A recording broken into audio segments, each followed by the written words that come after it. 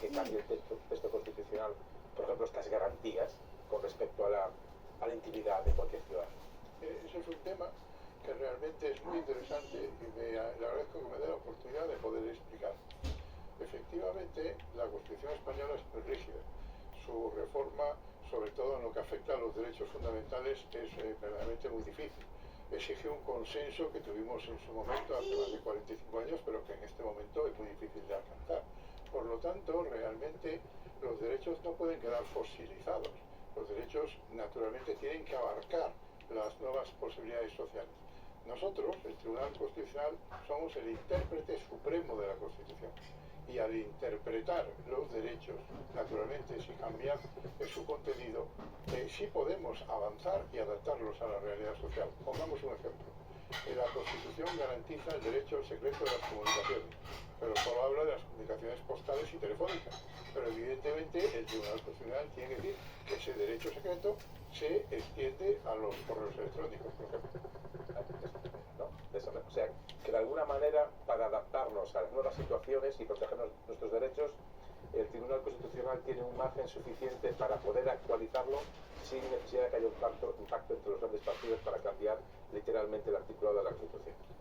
Sí, porque es que, por ejemplo, el Tribunal, la Constitución nos habla del derecho a la dignidad, el derecho a la persona al desarrollo de su personalidad.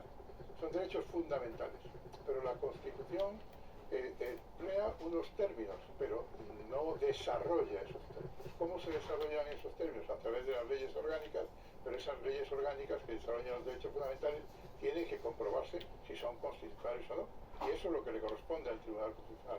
La Constitución es un árbol vivo que se va desarrollando y nosotros, de alguna manera, damos ese sentido a ese árbol. Otro de los asuntos que van a tratar es el que tiene que ver con el medio ambiente, con el cambio climático, por ejemplo. ¿Esto es más una declaración de intenciones buenista, algo declarativo, o puede tener eficacia o, digamos, se puede de alguna manera plasmar de forma práctica? Vamos a ver, el Tribunal Constitucional dicta sentencias que son manifestaciones del poder jurídico del Estado que se imponen coactivamente, que se imponen a todo. Es decir, nosotros no hacemos puros ejercicios de lucubración, sino que sentenciamos. Y por tanto, al dictar una sentencia sobre un tema, estamos haciendo efectivamente que se incorpore al ordenamiento jurídico. En ese tema, precisamente, va a intervenir un magistrado de nuestro tribunal, el señor Tolosa, que es un gran experto en materia medioambiental y materia administrativa, y va a hablar también de una sentencia que nosotros hemos dictado sobre la personalidad jurídica del Mar Menor. Esa es una sentencia novedosa que está siendo estudiada en muchos países del mundo, porque de una concepción antropológica del medio ambiente pasamos a una concepción basada. Y nosotros lo que hicimos fue declarar constitucional una ley que daba personalidad jurídica al Mar Menor. En unos 10, 12 minutos va a intervenir el presidente del gobierno y tendré que acortar la entrevista, entonces voy a ir con otros asuntos de la actualidad, con la mayor precisión y brevedad. Uno de los puntos de debate es también la independencia de los tribunales constitucionales. ¿Está bien para la imagen de un tribunal constitucional que un ministro de Justicia salga de la puerta del Consejo de Ministros y acabe dentro de los magistrados del Tribunal Constitucional? ¿Da buena imagen de independencia? Bueno, mire usted, yo creo que hay una cierta ignorancia en España sobre ese tema. Hemos celebrado la reunión cuadrilateral que tenemos nosotros con el Tribunal Constitucional francés, el italiano y el portugués. El presidente del Tribunal Constitucional italiano, el señor Barberá, había sido ministro una docena de veces. El presidente del Tribunal Constitucional, del Consejo Constitucional francés, Laurent Fabius, no solamente había sido ministro, sino que había sido primer ministro. En Bélgica está establecido legalmente que los miembros del Tribunal Constitucional deben incorporar por lo menos a 6 diputados, porque como nosotros somos jueces de las leyes, la experiencia política no está mal vista dentro del mundo constitucional europeo.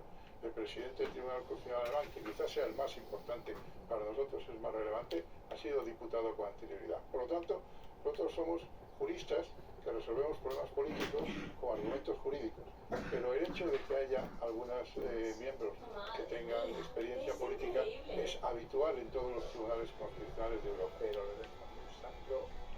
usted puede ser primer ministro o ministro y tardó bastante tiempo, creo, en ser presidente del Consejo.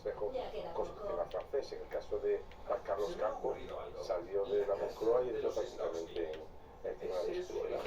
No debería haber dejado pasar un poco de tiempo. Fue magistrado de la Audiencia Nacional en intervalo, pero en cualquier caso, como le digo, yo no me voy a pronunciar aquí sobre el sistema, el acierto de la elección de los magistrados. Eso le corresponde a los poderes públicos.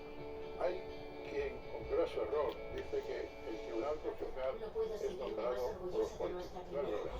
Somos nombrados por los ciudadanos españoles a través de los poderes del Estado. Como en realidad nosotros controlamos a los tres poderes, el poder legislativo nombra a 8 magistrados, pero como controlamos también al poder ejecutivo, la Constitución establece que nombra a 2 magistrados cada 9 años. Y el Poder Judicial que nombra a otros 2 magistrados. Ese es el sistema que garantiza efectivamente nuestro funcionamiento.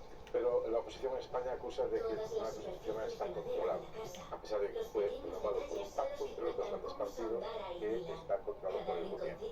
Y lo ha llegado a explicar de una forma en ocasiones bastante. Vamos a escuchar las palabras de Esteban González Pons, eurodiputado y creo que también vicesecretario del Partido Popular, hablando recientemente sobre el Tribunal. El cáncer del Estado de Derecho hoy se llama Tribunal Constitucional, presidido por Juan de Conde Cumplido.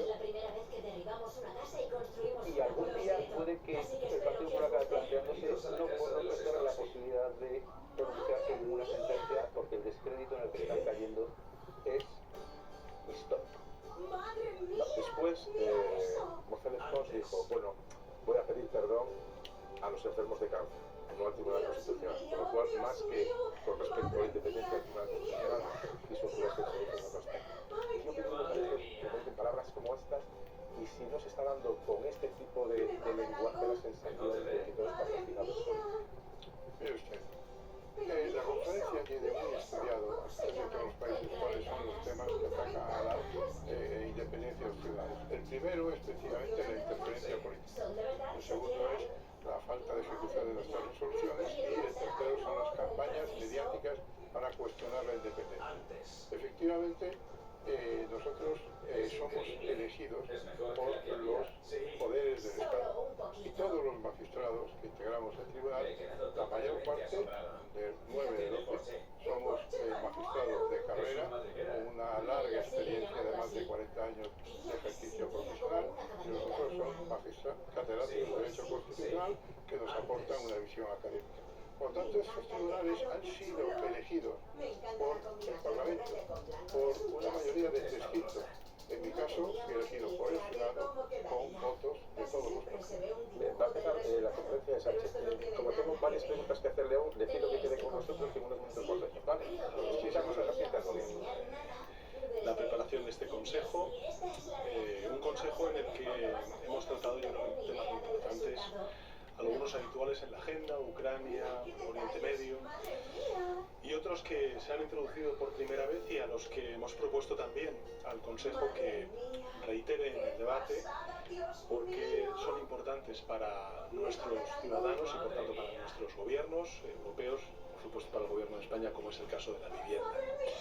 Y me gustaría empezar por esta materia, por la vivienda, porque hablar del pilar social, hablar de la Europa social, de una Europa que se preocupa por el presente y el futuro de los ciudadanos y ciudadanas, exige atender la emergencia habitacional. Y eso es lo que hemos defendido desde la familia socialdemócrata europea.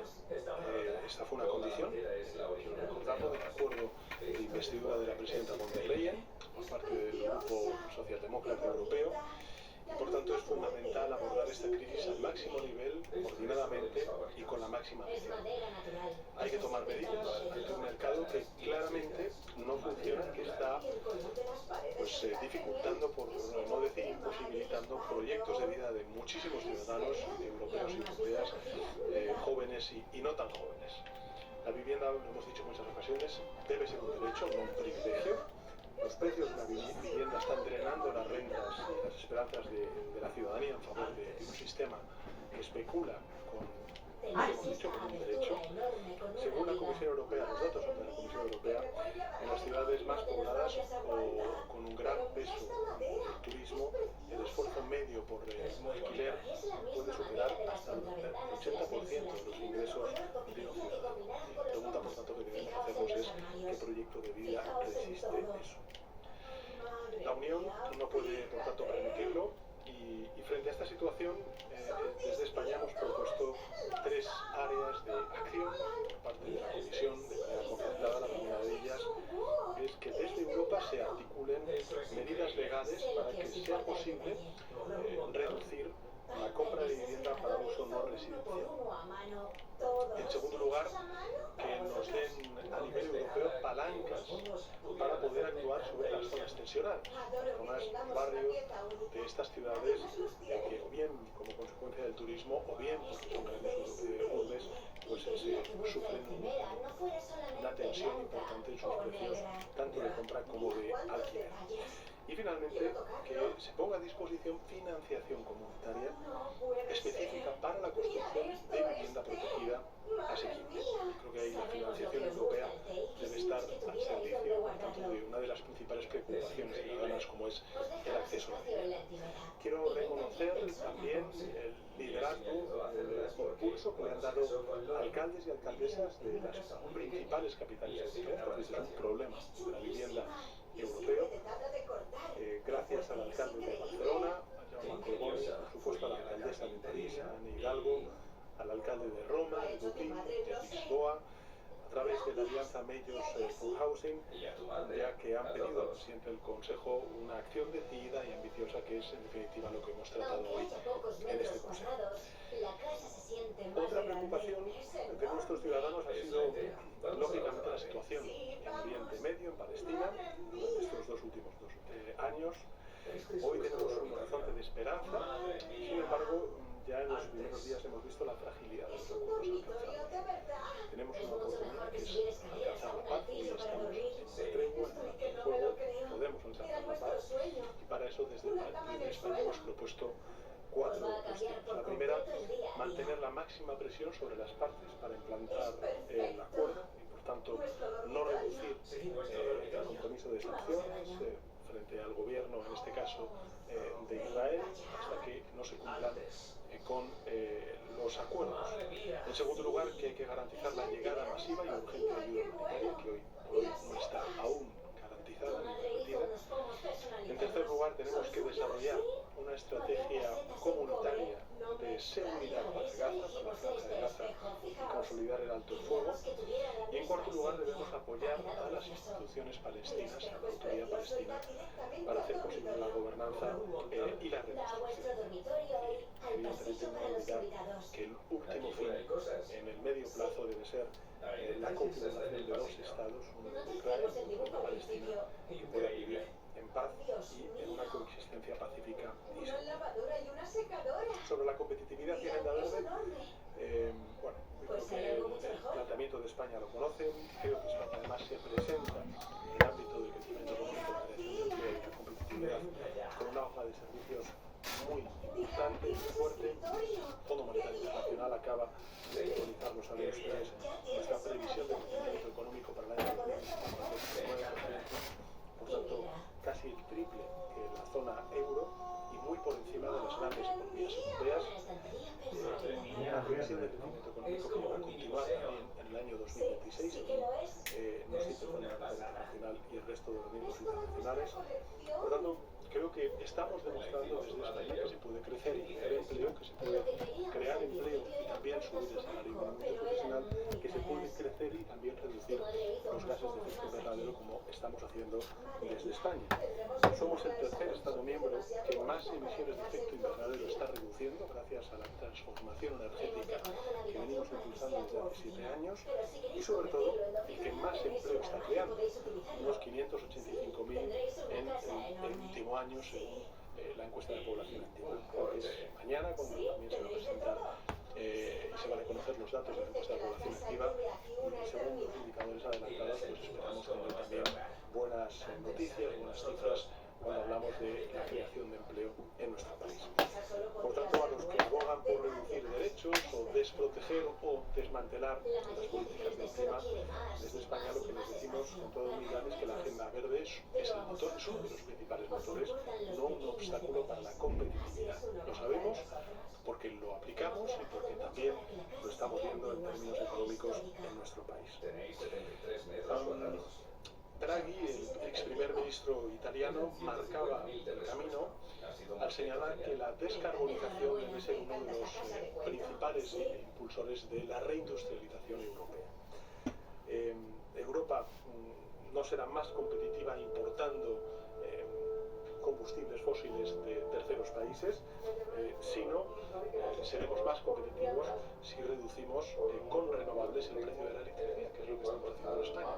Lo he dicho en muchas ocasiones, hoy España el 60% de la electricidad proviene de energías renovables y como consecuencia de ello hemos reducido en un 50% el precio de la electricidad de hace 7 años a esta parte, ¿no? Por tanto, creo que ese es el planteamiento que hace España. Gracias a que hemos logrado la potencia instalada de renovables desde 2018, pues fíjense, las proyecciones de precios de la electricidad para los próximos años son incluso un 20% más baratas que en los países de nuestro entorno. Y esto es competitividad, esto es atracción de inversión y es reindustrialización, como estamos viendo en nuestro país. Queremos que mantener la ambición climática. Este es el planteamiento que tiene el gobierno de España de cara a la cumbre de la COP en Brasil. Asumimos que es un debate complejo, que requiere posiciones constructivas, también que se adapten a las realidades de cada Estado miembro, para alcanzar ese objetivo intermedio que nos ha marcado la ciencia del 90% de reducción de emisiones de gases de efecto invernadero en el año 2040 si queremos ser neutrales en el año 2050. Somos conscientes de las necesidades de cada país, también yo he expuesto las nuestras. En España he recordado que desde el año 2023 al año 2025, o mejor sí, creo que es de 2023 a 2025, Europa se ha gastado más de 40.000 millones de euros en pérdidas económicas como consecuencia de los efectos del cambio climático. En España saben ustedes que también estamos en cifras que rondan los 20.000 millones de euros como consecuencia de todas las reconstrucciones que hemos tenido que hacer y todas las ayudas que hemos tenido que trasladar a muchos de los sectores afectados. Sin ir más lejos, la próxima semana saben que se cumple un año de la DANA en la Comunidad Valenciana y durante estos 12 meses, hemos transferido desde el gobierno de España 8.000 millones de euros. 8.000 millones de euros. Es decir, de cada 100 euros que ayuntamientos de la Comunidad Valenciana, que hogares, que empresas, que industrias han recibido de instituciones públicas, pues casi el 90%, el 85% para ser más exactos, provienen de la Administración General del Estado, del Gobierno de España. Estamos hablando de 12 meses, 8.000 millones de euros en solamente un territorio como es la Comunidad Valenciana.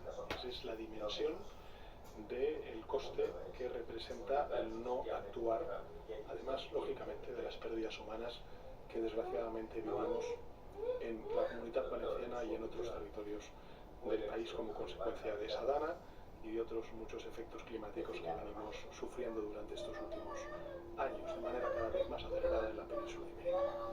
Otros temas que hemos tratado, pues los conocen ustedes: Ucrania, seguridad y defensa, y finalmente la cumbre del euro. Pues hemos podido contar con la presencia de la presidenta del Banco Central Europeo. Hemos debatido sobre el contexto económico y financiero internacional, también del europeo, y aquí de nuevo pues la economía española, como saben ustedes, destaca por las buenas cifras de crecimiento económico y creación de empleo. Dos temas que han sido prioritarios en este debate y que me parece importante al menos que conozca la opinión pública española. Uno es la necesidad de avanzar decididamente en el euro digital. Yo creo que estamos avanzando en la correcta dirección para su creación en un pronto tiempo, y el reforzamiento del papel internacional del euro, como también las políticas para reforzar la soberanía y la resiliencia de la Unión.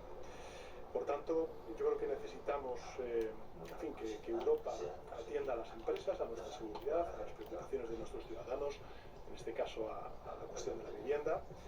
Esa es la Europa que España está defendiendo en este Consejo, y ahora pues evidentemente quedo a disposición de los medios de comunicación para responder a las preguntas. Siempre teniendo en cuenta que hemos hecho un TOSTET antes esta mañana donde se han respondido a muchas preguntas por parte de los medios de comunicación. Gracias. presidente. Empezamos con Luis Tobar, Telecinco. Gracias, presidente. Luis Tobar de Informativos Telecinco. Tenía una pregunta precisamente relacionada con el de los TEP que ha hecho usted esta mañana. Si nos podría precisar cuánto dinero va a invertir España en esa iniciativa de la OTAN de invertir en armamento de compra a Estados Unidos para luego dárselo a Ucrania. Y luego también relacionado en esto y en el gasto en defensa, ayer el secretario general de la OTAN, Mark Rutte, dijo en público que cree, y se lo ha dicho a usted o a España, que no es posible cumplir con el objetivo del 5% en defensa con el 2,1, y no hablaba de capacidades. Cree que lo que dice usted de que con el 2,1 ya se puede cumplir con el 5, él cree que no es posible. Y una última pregunta en clave nacional. Junts va a reunir su ejecutiva el lunes en Perpiñá para decidir cuál es el futuro de su relación con el Partido Socialista. Hay informaciones que apuntan incluso a una consulta de la militancia para decidir si rompen o no relaciones. Mi pregunta es muy directa. Dado ese punto, ¿cree que sería útil una reunión en persona entre usted y el señor Puigdemont aquí en Bélgica? Gracias. Muy bien, Luis, gracias por sus preguntas. En relación con el pool, ¿no? Fíjese que hoy acabamos de conocer que dos cazas españoles en Lituania han tenido que repeler a una incursión en zona aérea, en espacio aéreo OTAN, en este caso en Lituania, de cazas rusos, ¿no? Yo creo que no es la primera vez, y de hecho yo creo que algunos de ustedes me acompañaron cuando tuvimos ocasión de hacer una rueda de prensa en la base militar. Han dicho que una alarma puede protegernos estando en casa. Sí, sí. La alarma con cerradura inteligente de Securitas Direct puede. Si alguien intenta entrar en tu casa, lo detectamos y podemos actuar de inmediato antes de que entre. ¿Y si alguna vez me pasa algo, me ayudáis? Claro, podemos abrir inmediatamente la puerta en remoto ante cualquier emergencia. Cierra la puerta a robos y ocupaciones con la alarma con cerradura inteligente de Securitas Direct. 900-903-783. Lógicamente cumple con sus obligaciones. Y en ese sentido, cuando se ha planteado por parte de la OTAN la propuesta de la administración estadounidense crear esta compra conjunta, España lo que ha hecho, primero fue la ministra de Defensa, posteriormente yo en una conversación que mantuve con el presidente Zelensky hace unos días por teléfono, pues manifestamos que íbamos a comprar armamento estadounidense para transferirlo a las industria de defensa. ¿Por qué lo hacemos? Bueno, básicamente porque a día de hoy el grueso de los componentes de defensa antiaérea, los llamados por ejemplo Patriots o los Tomahawks famosos que ya ustedes conocen, que evidentemente necesita Ucrania, solo se fabrican en Estados Unidos. En fin, ojalá en un futuro cercano, cuando hablamos de autonomía estratégica, y de hecho el instrumento SAFE y algunos de los proyectos emblemáticos que vamos a financiar con dinero comunitario para reindustrializar Europa y por tanto para fortalecer la industria europea de la defensa, pues todas esas cosas en todo caso, la autonomía española es el 2%. Nosotros pusimos en marcha lo que hemos llamado el Plan Industrial y Tecnológico de la Seguridad y la Defensa Española, donde más de 15 millones de euros de incremento lo vamos a destinar en más del 90% a inversiones en suelo europeo, y de ese 90%, 8 de cada 10 euros van a ir a la industria y la defensa española. Con lo cual, estamos construyendo esa autonomía estratégica que necesita Europa, por la que ha trabajado y trabaja España, para crear no solamente ecosistemas, sino también empleo, también seguridad y autonomía estratégica en su europeo. Por tanto, esta es la primera de las cuestiones. La segunda de las cuestiones, en relación con el secretario general de la OTAN, lo he dicho siempre, pues las cuestiones, el 2,1% del PIB, uno de los riqueza que se ha inventado el gobierno, por supuesto del presidente, sigue en las malas una vez se acordó con la OTAN las campañas que tenemos que poner en marcha, que tenemos que garantizar de aquí al año 2035, nos sale 2,1%.